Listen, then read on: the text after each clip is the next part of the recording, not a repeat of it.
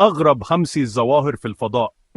الفضاء مش مجرد نجوم وكواكب زي ما بنشوف في الصور، ده عالم غريب ومليان ظواهر علمية محيرة العلماء لحد النهاردة. تعال نكتشف سوا أغرب 50 ظواهر في الكون. وهي الثقوب السوداء، المصيدة الكونية. الثقب الأسود هو منطقة في الفضاء جاذبيتها قوية جدا لدرجة إن حتى الضوء ما بيقدرش يهرب منها. تتكون لما نجم ضخم ينهار على نفسه وبيسحب أي حاجة تقرب منه، نجوم، كواكب، وحتى الضوء نفسه. والأغرب إن العلماء اكتشفوا إن الثقب الأسود ممكن يغني أصوات عميقة بتتردد في الفضاء.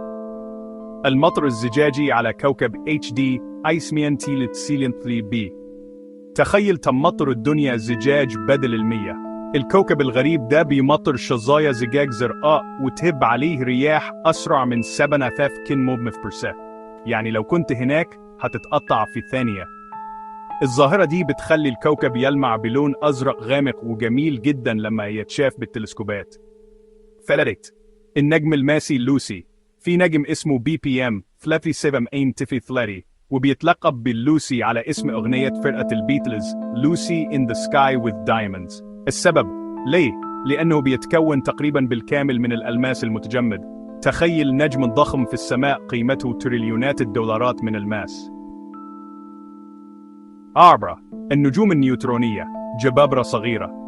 بعد ما ينفجر نجم عملاق بيتحول أحيانا إلى نجم نيوتروني صغير جدا، لكنه أكثر كثافة من أي شيء نعرفه. ملعقة صغيرة منه وزنها يساوي وزن الجبل، وبيقدر يدور آلاف المرات في الثانية الواحدة، مولدا مجالات مغناطيسية رهيبة.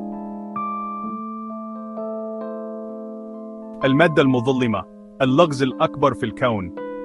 العلماء بيقولوا إن حوالي 85% من الكون مكون من مادة مظلمة، ما نقدرش نشوفها ولا نحسها، لكن نعرف إنها موجودة من تأثيرها على حركة المجرات. يعني الكون مليان حاجة غامضة حوالينا، لكن محدش يعرف إيه هي بالظبط. الخاتمة، الفضاء مش بس مكان بعيد، ده لغز مفتوح بيخلينا نحس إننا صغيرين جدا وسط عظمة الكون. كل ظاهرة فيه بتفكرنا إن العلم لسه في بدايته، ولسه في أسرار كتير مستنين نكتشفها.